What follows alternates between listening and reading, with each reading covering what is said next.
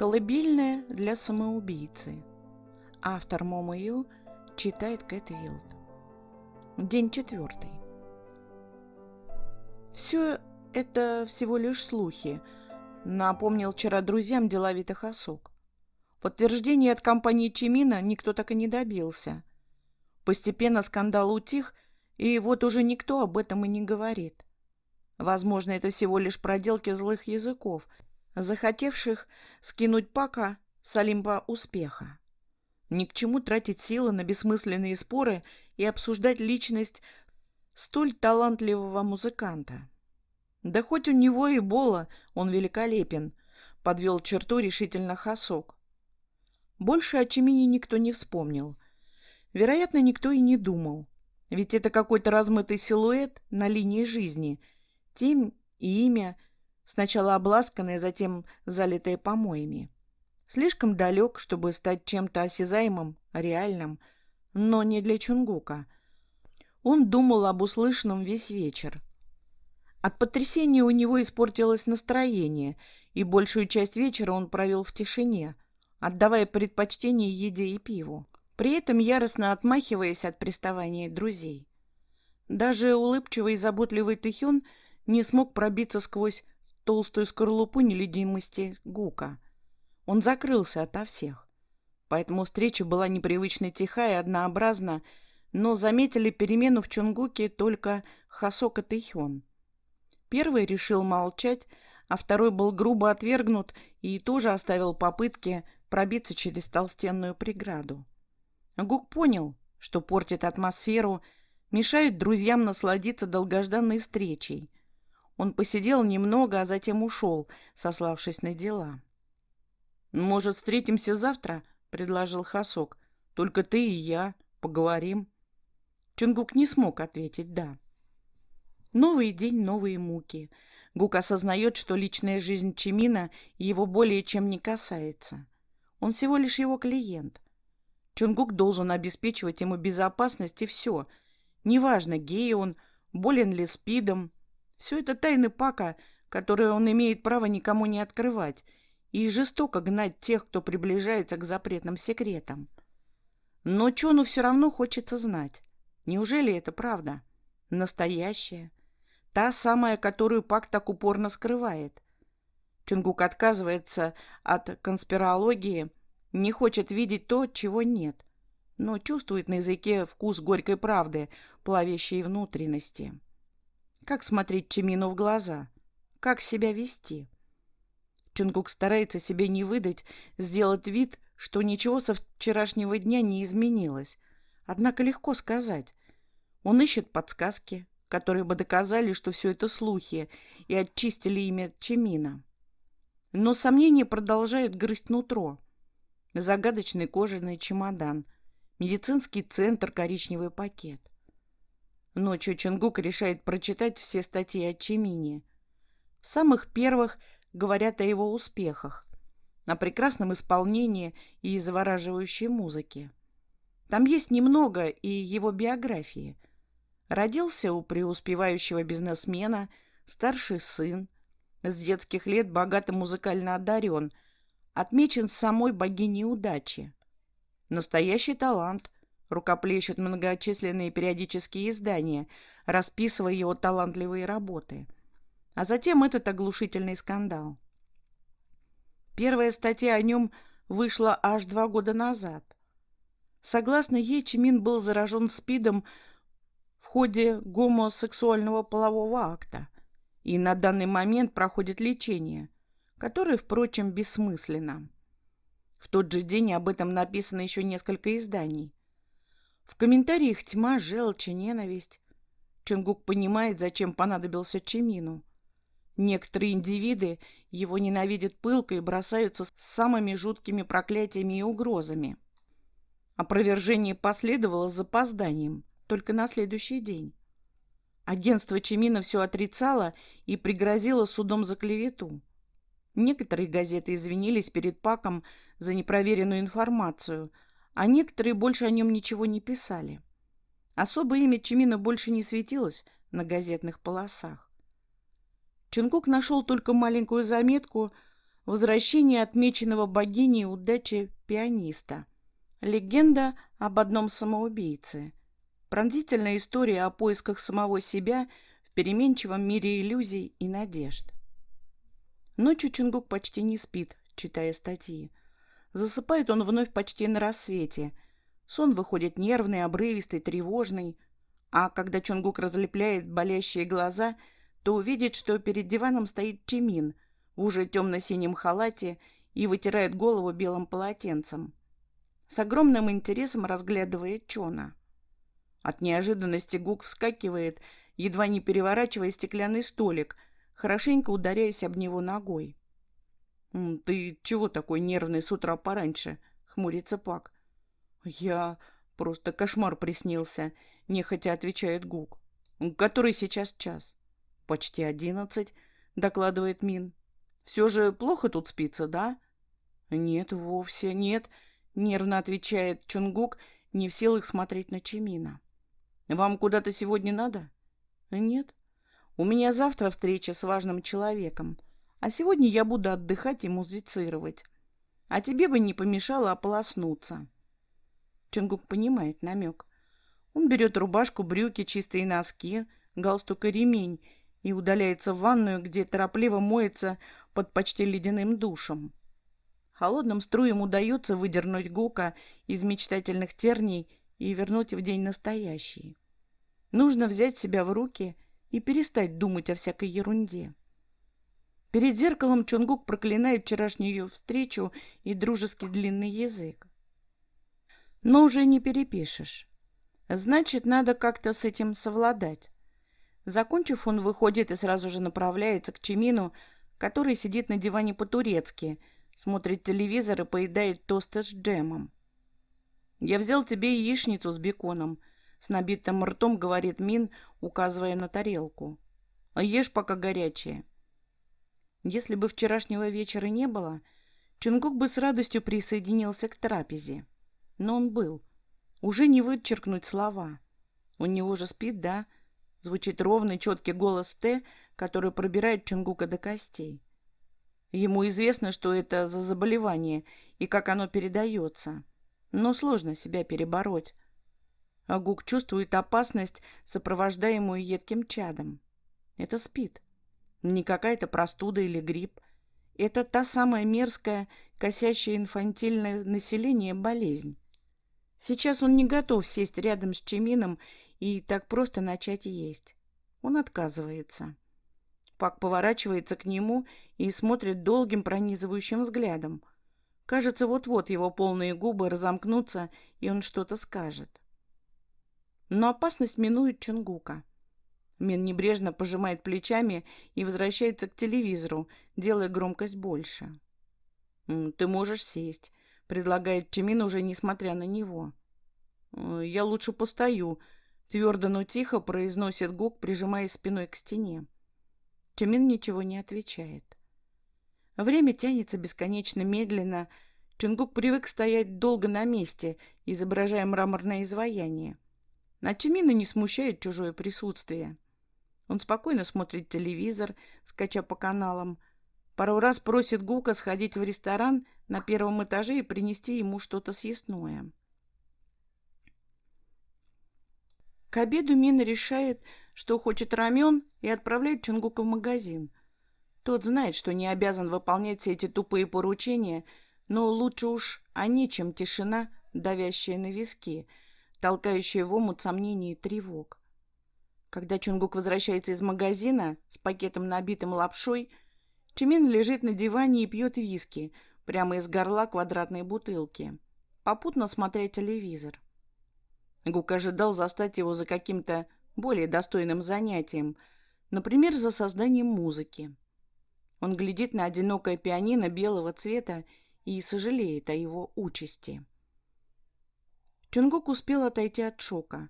Сейчас он воспринимает сложившуюся ситуацию спокойней и уже не так страшится присутствия Пака, возможно, зараженного вирусом.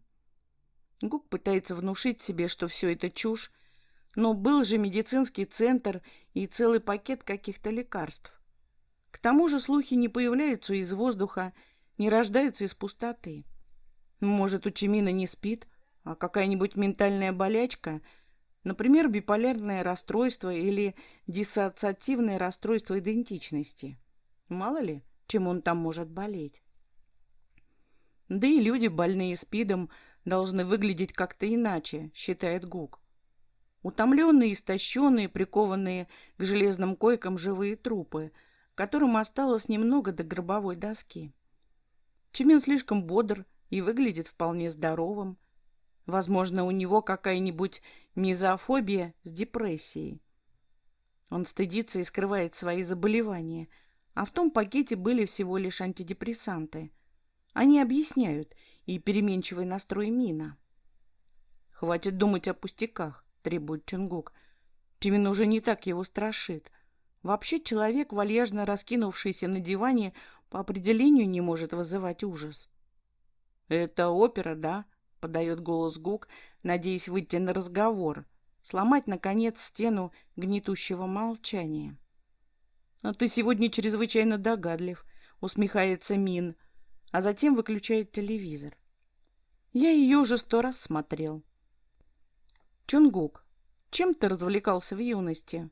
«В каком смысле?» «Ну вот, например, в прошлом ты же явно встречался с друзьями, веселые дружеские посиделки. И чем вы занимались? Пили и смотрели тупые фильмы или что?» «По-разному. Иногда рубились в приставку, смотрели фильмы, играли в настольные игры. Частенько развлекались игрой «Правда или действие». Ну, вообще мы больше были на улице. Футбол, волейбол, велосипедные прогулки». «Правда или действие? Это что такое?» Сначала Чонгуку кажется, что Чмин пытается над ним глупо пошутить. Но оказывается, что Мин действительно понятия не имеет, что это за игра такая. Удивленный Гук сумбурно объясняет правила. Рассказ заканчивается, а лицо Мина освещает загадочный энтузиазм. Губы расплываются в улыбке, а глаза блестят опасным предвкушением. «А давай-ка сыграем», — предлагает он, садясь на диване и опуская ноги на пол. «В правду или действие?» — уточняет Гук. «Ну, а во что еще? Я никогда в нее не играл». Отказать Чимину сложнее, чем кажется. Чонгук пытается сказать «нет», аргументировать свою точку зрения и предложить Мину досмотреть оперу, что он вот в жизни не видел их. Но Пак уперся, он хочет играть. Может, это в нем детство бурлит или же виски. Но Гуку ничего не остается, как согласиться. Он усаживается в кресло и напряженно выдыхает. «Ну, хочешь виски?» — предлагает щедрый Чимин, протягивая бутылку. «Я на работе не пью». «Ну, один глоточек». «Я на работе не пью», — повторяет Чонгук, и Пак сдается, разводя руками, и принимается с наслаждением пить в одиночку. «Так, начну я, не против?» Чон кивает. Он рассчитывает, что Чимин после выпитого станет сонным, вялым и быстро потеряет желание играть, заснув прямо на диване. «Ты мастурбируешь у себя дома в душе?» Сначала Чонгуку кажется, что он ослышался. Не мог же Пак такое в реальности спросить. Но Чимин сидит и самодовольно улыбается, явно радуясь своей выходке.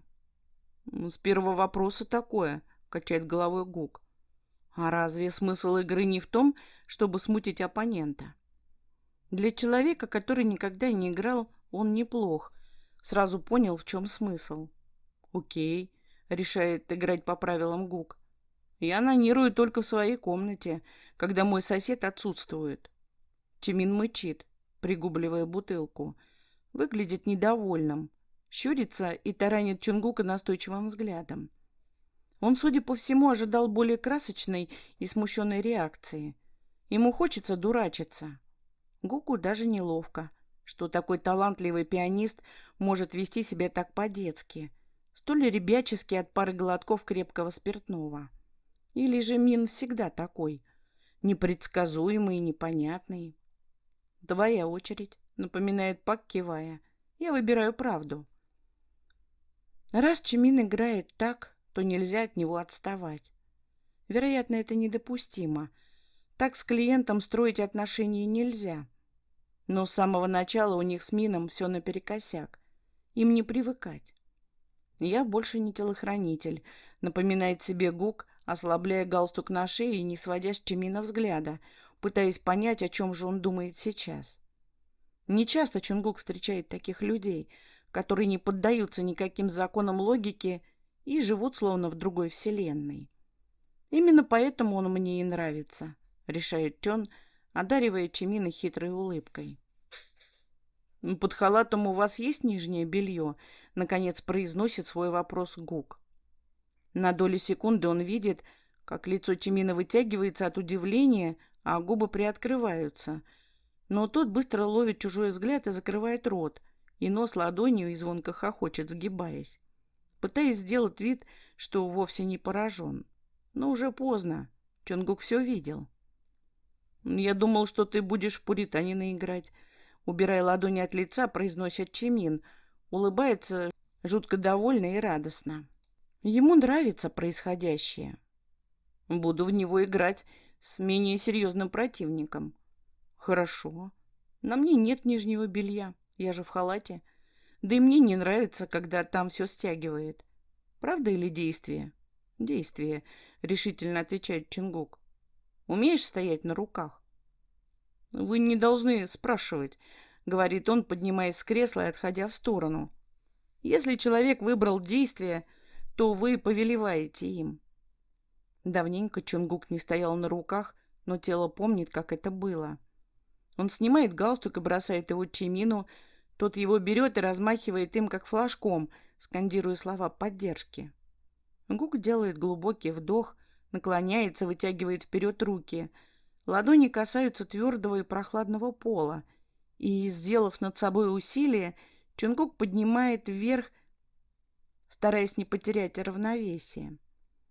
Мускулы тут же напрягаются, а голова кипит старыми, уже заплесневелыми наставлениями, которые его щедро одаривал тренер, вбивая их в голову в каждой тренировке. Носки вытянуты, руки прямые, плечи раскрыты, голова прижата к плечам. И равновесие никогда не забывай о равновесии. Гук всегда был упорным и трудолюбивым учеником, который добивался удивительных высот, когда истинно чего-то желал. И даже спустя столько лет стойка на руках ему дается без проблем. Чингук стоит секунд 30 и возвращается в исходное положение, довольно выдыхая и разводя руки в стороны. Он садится на пол и дышит полной грудью. Великолепное упражнение, будоражащее все тело. Мускулы аж трещат.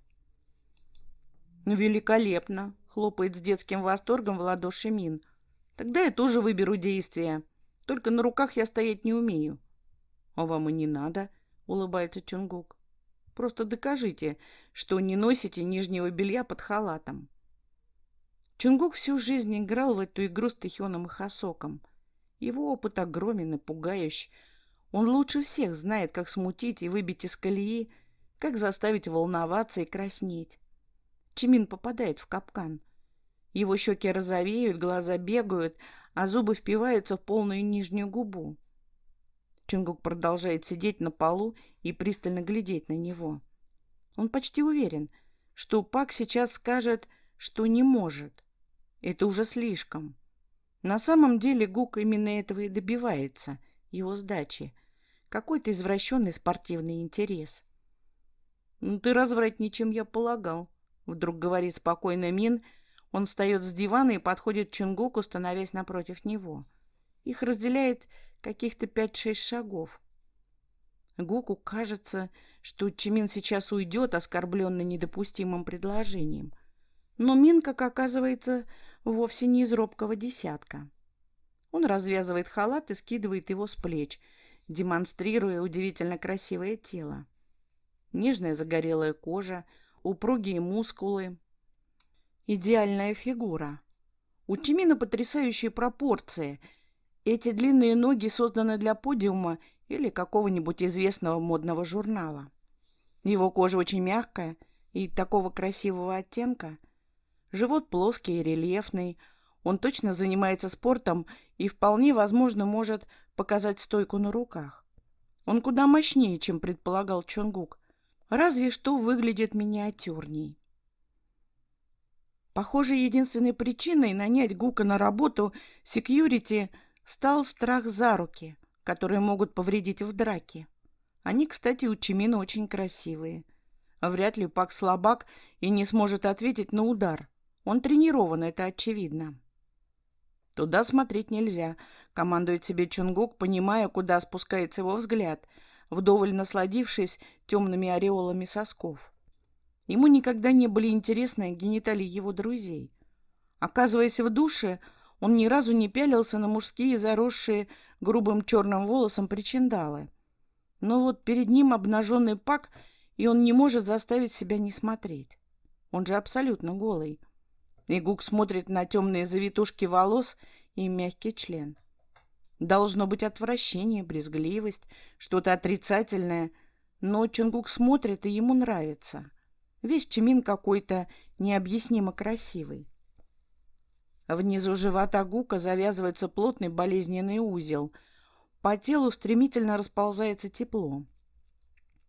Чонгук не дает развратным картинкам заполнить сознание, напоминая, что, возможно, Чимин чем-то болен, может, заразен. Нельзя думать о нем с таким вожделением. Чонгук облизывает губы и решает смотреть только в глаза визави, которого, судя по улыбке, забавляет реакция Гука, как бы он ее ни трактовал. «Правда или действие, Чонгук?» — спрашивает Чимин. «Действие». «Одень меня», — повелевает Мин. Чонгук тут же встает за спиной Чимина, поднимает халат и помогает ему одеться. Он сотни раз помогал одеваться пьяным Тэхёну Хасоку. Натягивал на них трусы, майки, джинсы и никогда не чувствовал себя так. Он делает нечто совершенно обыденное, но почему-то чувствует, что происходит сейчас что-то недозволительно развратное и порочное, что так быть не должно. Узел внизу живота все давит, а от Чимина пахнет чем-то сладким. Гуку хочется лизнуть шею Мина, так удачно не прикрытую темной бархатной тканью. Чувствует ли Пак повисшее в воздухе напряжение? Ощущает ли на себе изучающий взгляд? Понимает ли чужое нарастающее желание? Они стоят молча несколько минут, а затем Чимин вновь устраивается на диване, берясь за любимую бутылку горького пойла. «Правда или действие?» — спрашивает Гук. «Правда». Чонгук решает, что пора завязывать с похабными вопросами, пока между ними не произошло чего-то непоправимого. У него есть вопрос, он хотел задать с самого начала. Но тупая жажда поиграть и порезвиться смазала планы. Теперь Гук намеревается довести дело до конца. Ну и что в пакете из медицинского центра? Витамины. Незамедлительно отвечает Чимин, словно только и ждал этого вопроса. Он даже не обдумывает ответ. Витамины? Да. Я много путешествую, часто питаюсь, как попало, не соблюдая режим. У меня нервная и непростая работа, поэтому и зашел к врачу, чтобы он дал мне витаминный комплекс. Витамины, значит, задумчиво произносит Чон. Звучит, в принципе, довольно правдоподобно. Как-то раз Гук тоже их пил, и из-за плотного графика ему не хватало времени ни на еду, ни на сон. Он стал чувствовать себя вялым и даже каким-то больным. И в таком состоянии работать нельзя. Врач прописал ему витамины, вроде стало лучше. «Думаешь, что у меня какая-то жуткая хворь?» — прямо спрашивает Чимин, загадочно улыбаясь. «Вовсе нет», — быстро отвечает Гук, не сводя с Мина глаз. «Просто стало интересно». «Ты же говорил, что не любопытный». «Люди меняются», — пожимает плечами Чон. «Правда или действие, быстро меняющийся Чон?» «Правда. У тебя есть девушка?» «Нет». «Врешь же», — снисходительно улыбается Мин. «У такого, как ты, нет девушки? Серьезно?» «У меня была невеста, но мы расстались». «Прости», — наигранно печально произносит Чимин. «Она тебе изменила?» «Вообще-то моя очередь спрашивать», — напоминает Гук. «Значит, ты ей», — решает Пак, кивая. «Нет». Отрицает младший, понимая, что ведется на тупую провокацию. Мы разошлись, потому что она хотела детей, а я нет. Вот и зачем надо было это говорить? Чонгук раздраженно прикусывает язык. Этой скучной, неинтересной историей он задолбал уже всех. Настала очередь Ичимина выслушивать о том, как два сильно влюбленных сердца разошлись из-за того, что эгоистичный Чон Чонгук отказался давать жизнь их младенцу, сказав, что не готов становиться отцом. Сейчас начнется как обычно. Гук знает, что будет дальше. Ты ведь ее, значит, не любил, да? Как можно не хотеть ребенка от женщины, которую любишь? Миллион раз он слышал такие пассажи Чонгук. Его пилили друзья, его пилила семья, его пилила Юнджу, его пилила сама Юнджу, которая до сих пор уверена в том, что Гук ее никогда не любил, раз отказался сделать ей ребенка. Интересно, только и может произнести Мин. Мы встречались еще в школе. Когда я выпустился, то решил, что пойду в армию. Мы хотели перед этим пожениться, но ей оказалось мало. Она захотела, чтобы перед уходом я заделал ей ребенка. Больше она ни о чем и не мечтала. А мне не захотелось в 20 лет становиться отцом. Я вообще не хочу им быть. Получилось короче, чем обычно. Когда он рассказывал эту историю Тэхёну и Хасоку, да и остальным друзьям, то обязательно вставлял, что любит ее, обожает, но о каких детях может идти речь в их возрасте? У них нет ничего. Ни профессии, ни дома, ни средств. Только голая мечта и вера в будущее. У Юнджу все было просто. Папа поможет, мама присмотрит. Ты только давай, побыстрее в армию и назад. Ей было уже все равно, что Гуку к черту это не сдалось. Он мечтал быть с Юнджу, путешествовать, узнавать новое, исполнять заветные мечты, а не влачить жалкое существование, пропадая на 5 работах, чтобы обеспечить нежеланного ребенка. Это была слишком высокая цена. Чонгук был не готов платить. У него одна жизнь, одна. Почему он должен уже в 20 лет ставить на ней крест? Как бы ни пытался он объяснить свою позицию девушке, та только рыдала и проклинала его за бессердечность. У Юнджу не было никаких желаний, кроме одного. Поэтому им пришлось расстаться. В армии Чонгук много думал и написал ей больше, чем одно письмо. В них он просил прощения, интересовался жизнью, но она так и не ответила. После армии Гук вернулся не домой, а в больничную палату, где впервые оказался отец. «У меня рак», — сообщил он стальным, смиренным голосом. Больше Чонгук не мог страдать по Юнджу. «Я тоже», — соглашается неожиданно Чимин. «Мне никогда не нравилась идея, что дети — это билет бессмертия. Большой вклад в дело — вот бессмертие. Я хочу запомниться делами, а не сперматозоидами. К тому же, кто знает, что вырастет из посаженных семян. Это непредсказуемый процесс. Хочешь получить гениального музыканта и покорного сына, а получаешь...» Мин замолкает, а затем отпивает из бутылки. «Давай сделаем лапшу», — предлагает Чимин, словно ничего и не говорил. Чонгук звонит на ресепшн и просит принести горячей воды для заварки лапши, в чем ему не отказывают, обещая принести чайник.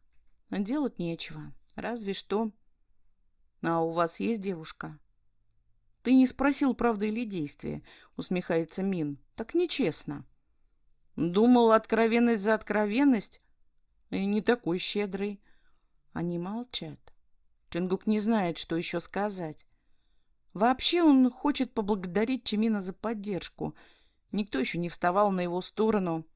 Даже Хасока и Тэхён говорили, что виноват во всем ветер в его голове. Только вот не найти слов для благодарности такого вида. «Видно, что разделяешь мою позицию», звучит громоздко и слишком официально. Чимин его точно засмеет. «У меня никого нет», — вдруг говорит Мин. «Давно нет». Открылся. У Чонгука перехватывает дыхание. Ему хочется задать еще и вопрос, но раздается стук в дверь. Принесли поганый чайник. Чонгук заваривает 2 лапши, пока Чимин продолжает лежать на диване и пить. В бутылке почти ничего не остается.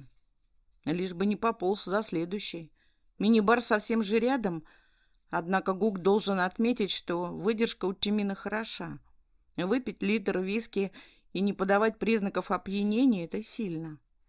Конечно, игра эта тупая и явно не лучшая идея, но в остальном Мин кажется совершенно трезвым. Щеки только немного розовые, и взгляд порой слегка бессмысленный. Тэхёну хватает 2 банок, чтобы его начало косить.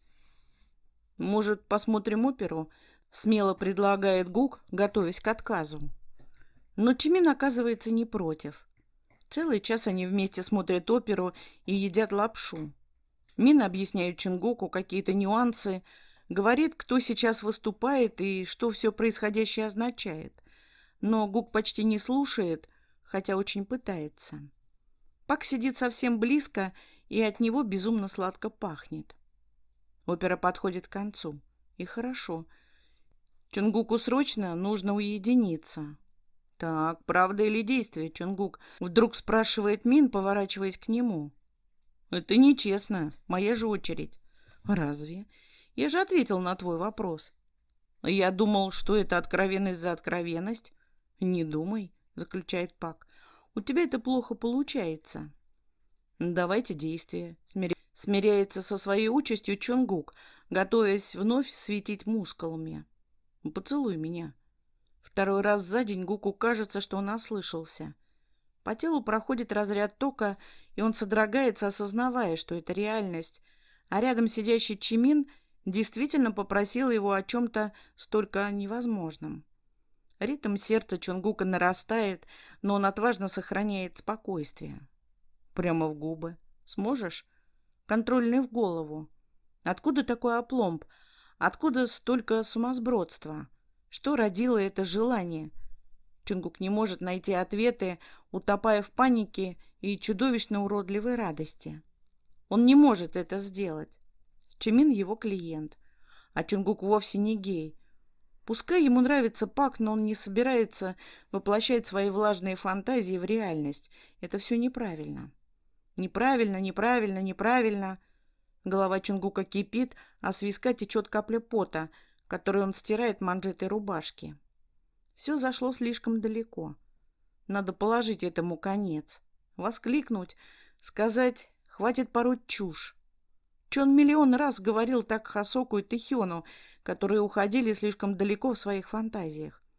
Так почему нельзя так сказать Чимину? Потому что он клиент?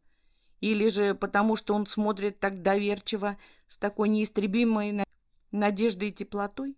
Хватит, прекрати. Ты же знаешь, что мы не можем. Отвернись, перестань так молить взглядом. Но Чимин продолжает смотреть. Нет, едва дыша, произносит Чонгук. Тишина не длится долго. Ее прерывает звонкий смех Чимина. Раз так, то ты выбираешь правду, да? Гук робко кивает. Тогда ответь мне. Ты не можешь меня поцеловать, потому что питаешь ко мне отвращение, связанное с какой-то страшной информацией, полученной обо мне? Или на то есть и другие причины? Я просто не гей, хочет ответить Чонгук, но чувствует, что последует дальше. Так почему ты пялился на меня так? У Чимина на руках все карты, у Гука ничего. Сдаешься? Весело спрашивает Чимин, допивая виски в один глоток и ставя бутылку на стеклянный стол. Да, стоит сдаться. Сейчас самое время. Но Чонгук не может или не хочет. Он чувствует, это все игра. Чимин проверяет его, испытывает на прочность. Он не знает, какую цель преследует Пак, но очевидно, что все происходящее нужно для чего-то. А что стоит сделать в такой ситуации? Любой другой человек отказался бы от игры. А Чонгук другой. Игры его страсть. Даже вот такие напрочь ебанутые. Ты не можешь его поцеловать, твердит голос разума. Чонгук знает, что не может, но ответить на вопрос он не в силах. Ему не хочется рыться в грязном белье Пака, и показывать ему, как далеко уже зашел в поисках ответа на свой вопрос. Тогда Чимин окончательно разочаруется в нем и отвергнет. Чонгук должен ему нравиться, обязан. Зачем?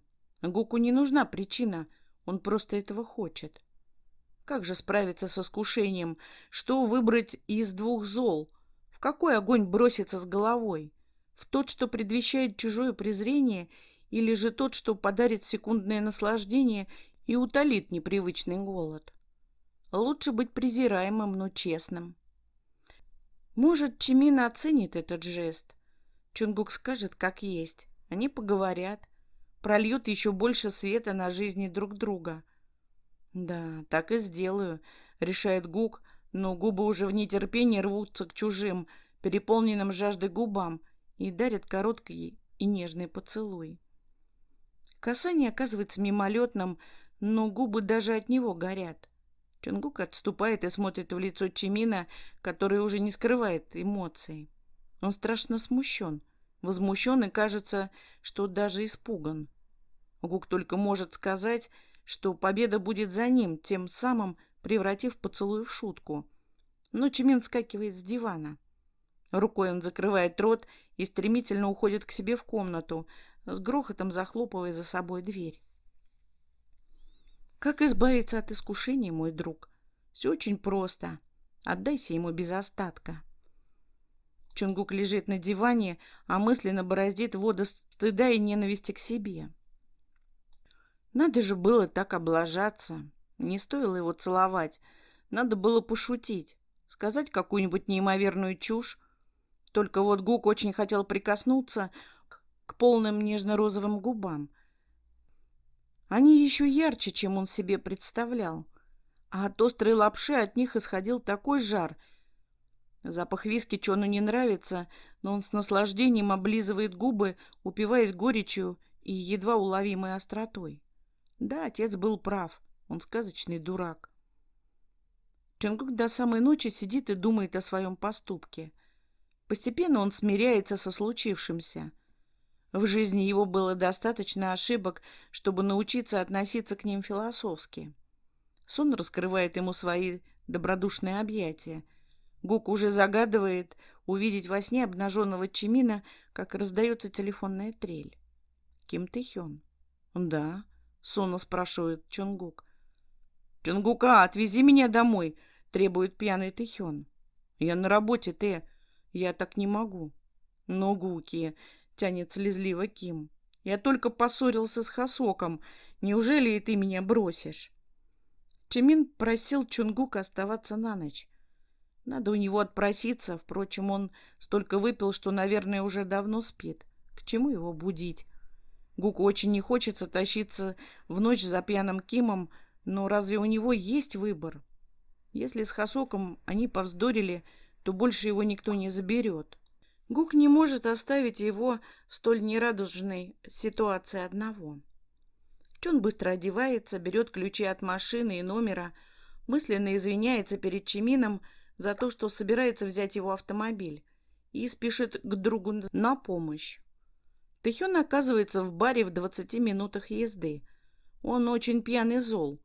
Он садится на переднее сиденье рядом с Чонгуком, пристегивается и начинает рассказывать, чем сегодня его взбесил Хасок. Гук привык слушать эти истории. Они никогда не меняются. Кима раздражает настойчивость Сока, его манера говорить о любви и его улыбка. Когда я его вижу, то не знаю, хочу его ударить или поцеловать, злится Тэхён. У них очень-очень сложные отношения, но за ними интересно наблюдать. Уже кучу лет Тэхён и Хасок не могут разобраться в своих отношениях. Чонгук не любит лезть, поэтому молчит, покорно выслушивая по очереди друзей, но не давая им советов. Они оба движутся от тупика к тупику и год за годом еще сильнее отдаляются. Хасок хочет любви, хочет именно Тэхёна и больше никого, а Тэхён хочет, чтобы Хасок продолжал быть ему верным другом, но порой жаждет большего. В итоге Сок страдает и спит с девушками, завлекая их танцами и кофе, а Тэхён дуется, отталкивает и притягивает Хёна, не зная, что им делать. Чунгук доводит Тэхёна до дома и помогает добраться до квартиры. Ким предлагает остаться, как в добрые старые времена, но Гук отказывается. В приоритете у него все же также Чимин. «Она красивая?» — напоследок спрашивает Ким. «Словно с обложки журнала», — честно отвечает Чонгук. Дорога к отелю выдается утомительной. Чонгук постоянно зевает и жалеет, что встал. Но надо было, как же иначе. В лифте отеля он думает только о том, как сейчас ляжет на диван и проспит до самого утра. Даже не будет раздеваться. Просто завалится и будет блаженно спать. Ему нужен здоровый сон.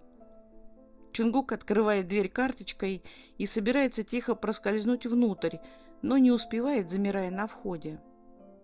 Чимин сидит у стены в нескольких шагах от двери.